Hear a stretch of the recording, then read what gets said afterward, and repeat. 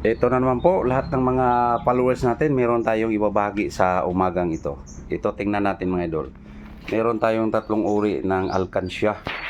At ito po yung mga napag-iwanan ng panahon kaya mga idol. At na-preserve pa ng maski matagal na ito mga idol. Ayan po. Lalo at nandito na rin po sa inyong may lingkod. At lalong ipagkakaingatan po natin ito mga idol. Ayan po, buo pa rin po. Ayan o. Tsaka ito po yung butas kaya mga idol oh. Yung mga alkansya na yan at korting prutas atis. Ayan po. Tsaka yung mga tulad nito, ito po talaga yung nag-uso talaga noon mga idol oh. Piggy bank. Tsaka buo pa rin po. Tsaka wala pong nilalaman ito na i-preserve po ng maayos ng may-ari mga idol. Mabuti lang na naipagkalupo ito sa atin. Ito po yung butas kaya mga idol oh.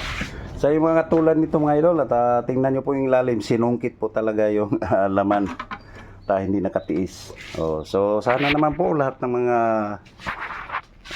nanonood natin, sinong nakarelate niyan, maraming salamat po sa panonood nyo po. Bye bye.